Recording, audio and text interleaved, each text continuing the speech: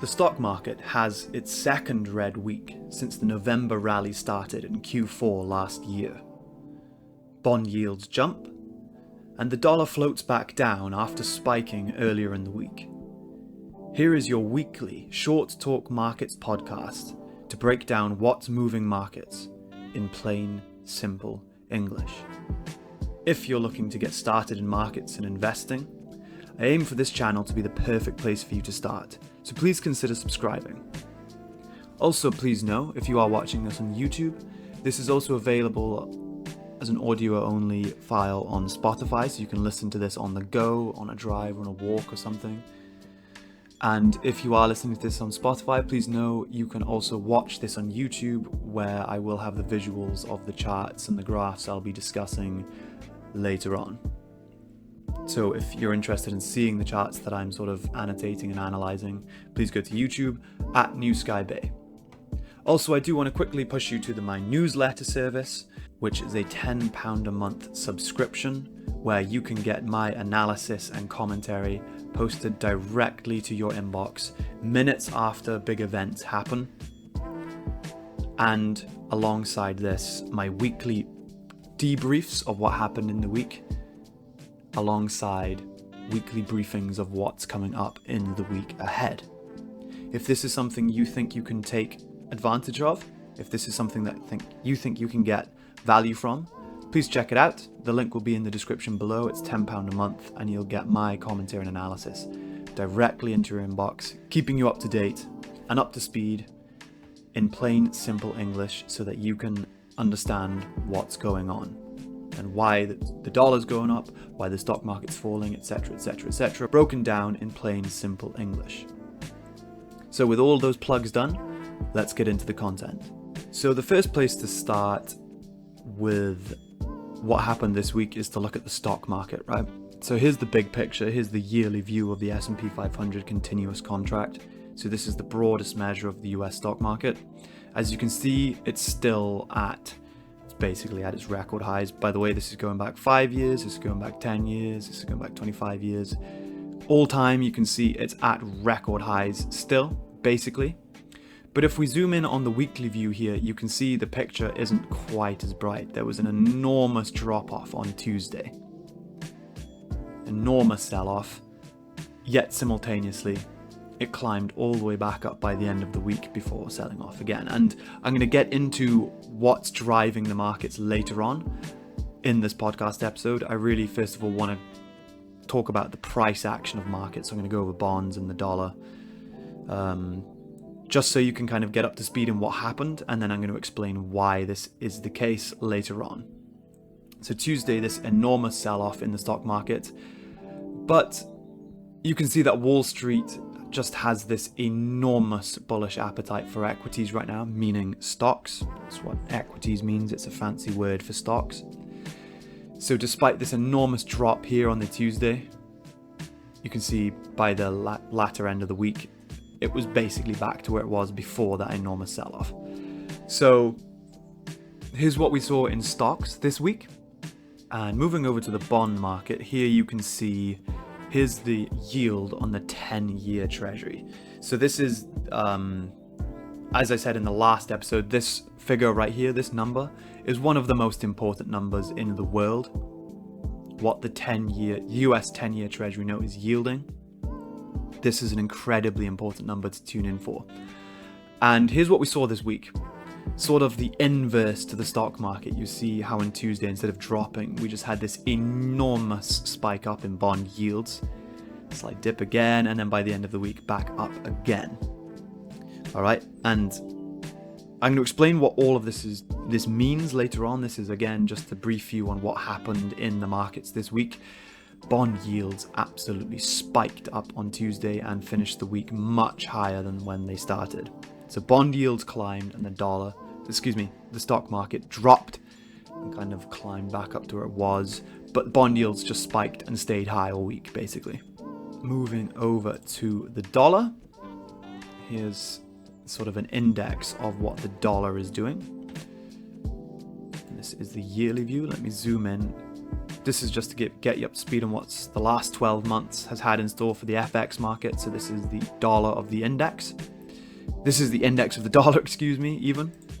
Here's what we saw this week. Similar to the bond yields, we just had this enormous spike up on Tuesday, but since then it floated back down.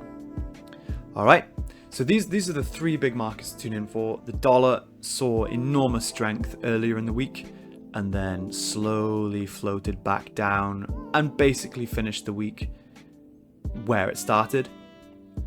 Bond yields jumped and stayed high, and the stock market fell and floated back up. All right, this is what happened in markets this week. Why? What's causing this? Why did stocks drop? And how did they drop so fast, so suddenly, so strongly, and then climb back up? Well, it has everything to do with the economic data we had this week. And you can see here on Tuesday, right when we saw this enormous spike in bond yields in the dollar and simultaneously an enormous sell-off in stocks, we had perhaps the most important data point we get every single month, the consumer inflation report. So here on Tuesday, Feb the 13th, we had the CPI readings come in. And here's the data we had. Core inflation on a month-on-month basis increased by 0.4% as compared to 0.3% last month and as compared to the 0.3% expectations. So what this number here is saying is core inflation ticked up higher, not only higher than the previous reading from the last month, but also higher than what economists were forecasting. Okay, and that's not fantastic news for the stock market that wants to see inflation come down. You see the readings haven't really climbed above 0.36 since last May, and this is the highest month-on-month increase in core inflation we've had basically in the last 10 months. So that's like not fantastic news for the inflation outlook. Okay, that means higher core inflation than was forecast and higher than we'd like to see, which means the Federal Reserve, which is the central bank of the United States of America, is more likely to keep interest rates higher, or, well, let's just say where they are right now. It's unlikely they're going to hike, which is a topic we'll come to later on in this podcast episode. But this core inflation reading here is just not good news for inflation, right? This shows that inflation, the month-to-month readings, if you actually look at this chart here, you see it's actually trending up on a month-to-month basis since last June's reading. All right, that's not good news. That is not what markets want. That's not what economists want to see. That's not what the Federal Reserve wants to see. That's not fantastic news, okay? And here's how that looks on the year-on-year reading. Here's what we got. So you see, we had this enormous inflation spike. Let me just zoom out here so you can see what happened. Boom. Around 2021, inflation just went flying. If you didn't hear about that, you were probably living under a rock, but here's how it actually looked on the economic graphs. But to take you into this is the last 12 readings we've had. And I just want to draw your attention here to the pattern, right? So you can see inflation's definitely down from this enormous peak that we had.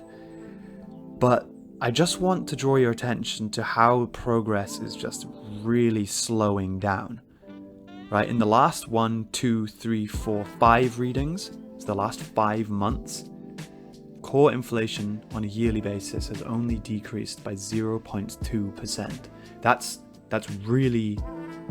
That's not fantastic news for people who want to see inflation down low, right? The Federal Reserve has raised interest rates to combat inflation. And you can essentially think of interest rates as an enormous brake on the economy, right? So the cost of money, financing money becomes more expensive, which means borrowing is more expensive, which means investment slows down. So the simple the simple sum you need to understand is high interest rates, bad news for the stock market, right? As a beginner, that's a very, very good rule of thumb that you can keep in mind, okay? And when it comes to understanding what influences the interest rates, you have to look at the inflation outlook, okay? And this is what we have right here. Inflation, progress on inflation is no longer coming down as it was last year. Now it's really starting to plateau here. And you can see how it's inching down ever so slowly. And these last few readings we've had on the year-over-year measure have barely moved in the last 5 readings, okay? So that's what we had on the core inflation. And here's the headline inflation. So this is just the really, really broad measure. Here's how that looked. Check this out. Since hitting it in the June reading last year, hitting 3%, inflation just hasn't come down lower than that since then. So that's 1, 2, 3, 4, 5, 6, 7, 8 readings. So that's 8 months. Inflation hasn't come back down as low as it was in the year-over-year measure since last June. It's just stayed above 3%. And economists were kind of hoping, and ergo the markets were kind of hoping, that inflation was going to tick down below 3%, so we would see this downtrend sort of start to make more progress as inflation heads towards the Fed's 2% target. But instead what we had was this this awkward 3.1% reading on the CPI, which is what this is, the Consumer Price Index, which is just the broad measure of just general inflation in the US economy. So this isn't what we had on Tuesday. All of this data came out on Tuesday, is just not great news for the inflation progress outlook, meaning the Federal Reserve is more likely to stay more, well, hawkish perhaps isn't the term, but neutral. They have stated they are keeping interest rates the same until they see inflation, progress on inflation, or if there's a risk to the growth outlook of the US economy, meaning recession. So the Federal Reserve is going to keep those interest rates at the 5.5% upper bound they're at right now, unless they see inflation come back down. All right, and I say all of this for you as a beginner to understand is when the Federal Reserve hints that they're going to start cutting interest rates, right? So, i.e., if inflation starts to come back down, which it isn't on this reading, by the way, not in the short, medium term anyways, or if there's a risk of recession, the Federal Reserve will hint that it's going to cut interest rates. What does this mean for markets? Well, let me take you back to the stock market here. I tell you what, let me start a new tab here. So when this inflation news came out this week, this is what happened to the stock market. Remember the chart I showed you earlier on? Let me take these to candles. This is when the news came out at 1:30 GMT, so that's UK time, which I believe is 8:30 Eastern time in America. Boom, the stock market just took an absolute tumble. Just fell off a cliff. So, again, taking you back to this inflation calculation you can use and how the Fed fits into the market outlook. If expectations of the Fed keeping rates the same, and ergo bad inflation news creates this expectation of the Fed, if high inflation equates to stocks dropping down like this, what do you think the inverse is? Right. You can expect this essentially to be reversed. So stonks, basically. Okay, and the same is true for, of course, bond yields. Here's the news we had on Tuesday. Boom, this is what bond yields did on the news. The inverse would be true if there were expectations of the Fed to cut, right?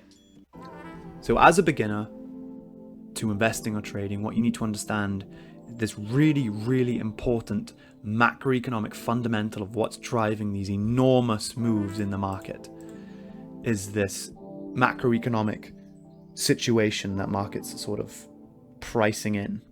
Okay, so if inflation finally starts to tick down below that really sticky 3%, if we start to see more progress on inflation in this capacity, you can expect the stock market to respond positively on the hopes that the Fed is going to cut rates. And until then, you're going to see more headwinds from the economic fundamentals, right? So that's the inflation news we had on Tuesday. What we also had on Friday was the PPI, right? And this is the producer price index. So what we had on Tuesday was the CPI, which is consumer price index. On Friday, we had the PPI, which is producer price index, which is basically, CPI is consumer inflation, PPI is business and producer inflation. So think companies that sell things.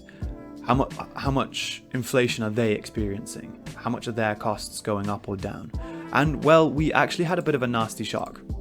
Here's the reading we had on the month-on-month figure, which doesn't quite do it justice. So here's the reading we had on the yearly core PPI, just to kind of put this into perspective here. You see how it's been ticking down really nicely, and then boom, this little bump up at the end here. Right, so this is core PPI. These are like the core prices businesses are experiencing on a year-on-year basis. So this little number ticking up here is just, again, not great news for the inflation outlook. And recall how that fits into the general state of affairs with how the Fed, how it influences the Fed's expectations for interest rates, what that means for markets. High interest rates, not great news for stocks, but good news for bond yields and the dollar, and vice versa, okay? So what we had this week was just awkward inflation news, right? CPI came in higher than expected, again, staying sticky above that 3% number. And this PPI came in a lot stickier than expected as well, right? So that's just what you need to understand on what happened in the inflation outlook this week. Wasn't good news, okay? Quite simply. What we also had this week was the retail sales report, right? And this was not good news. You can see economists are expecting a bit of a flat reading between negative 0.1% and 0.3%. Previously in December, we had the 0.4%. What we actually had is minus 0.8%. And here's how this looks on the chart.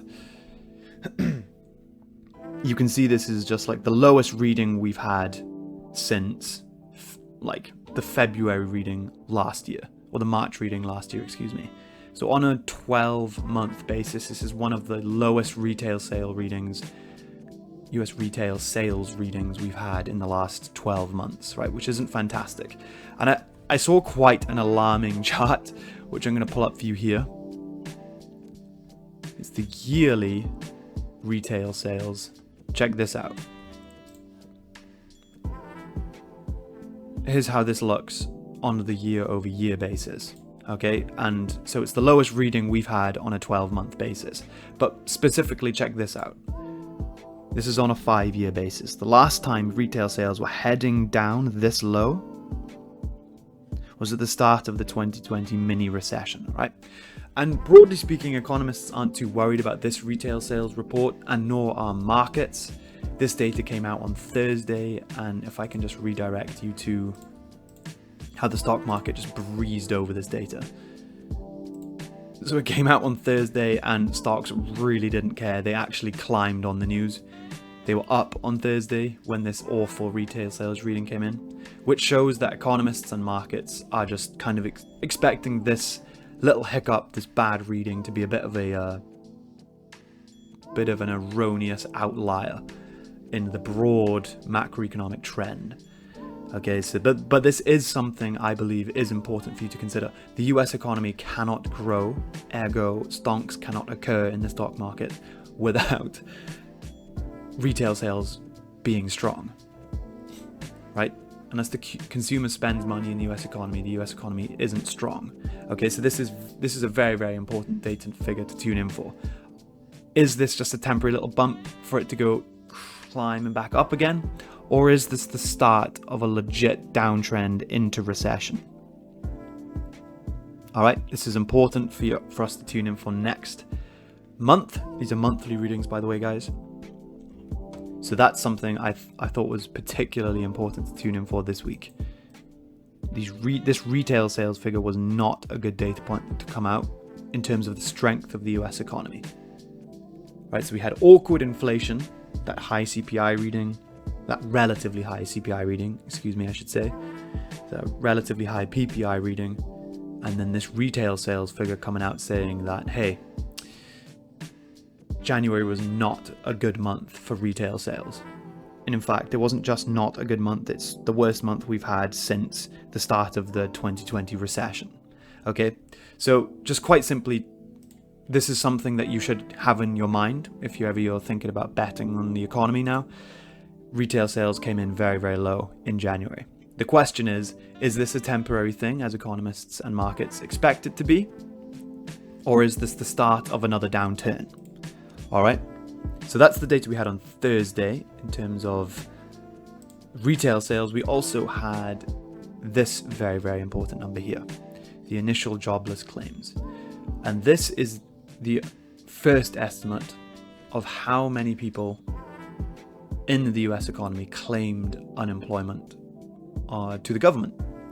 All right, so when this number goes up, it implies that unemployment is increasing. When more people claim unemployment, you can genuinely, common sense says, imply that unemployment is increasing. And we actually had some good news on this front. So the figure actually ticked down, coming down from the high we saw in the January readings. Ticking down, here's how it looks on the 5-year chart. This is the enormous COVID spike. Tell you what, let me put it down this way. So you can see it's well within the range we've had over the last 12 months. Nothing particularly crazy about this number. It just showed that unemployment is likely to stay in the same levels that we've seen the last 12 months, which have been record lows, right? So that's something to understand, just to spell that out for you again. Unemployment looks fairly healthy. You have the sticky inflation, and then you have the awful retail sales report. That's what we had, okay? And then I think the other biggest data point we had came with the UOM consumer sentiment report, which we get fairly early on, well, halfway through the month, which is like a preliminary reading on how consumers are feeling about the US economy. A reading we get fairly quickly it's like a forward-looking indicator, like consider it a finger on the pulse of the consumer sentiment in the US. And we had some fairly good news. Here's how the reading came in at 79.6. So you can see it's the highest it's been over the last 12 months. And again, it's showing a stability alongside this high reading we had with the January figure. And here's how this looks on a 5-year chart. So you see this enormous drop off at the start of 2020 of the lockdowns, an enormous drop off again with the inflation spike, and since mid 2022, sort of the end of Q1 2022, you can see it's just been trending higher and higher and higher. And this reading is the highest we've had since, call that mid 2021 or Q3 2021. So this is a relatively high reading. What this is telling you is consumers are feeling good. Relatively, they are trending higher, right? So this is to be factored into that retail sales outlook. January might not have been a good month for retail sales, but generally speaking, consumer sentiment is trending higher, all right?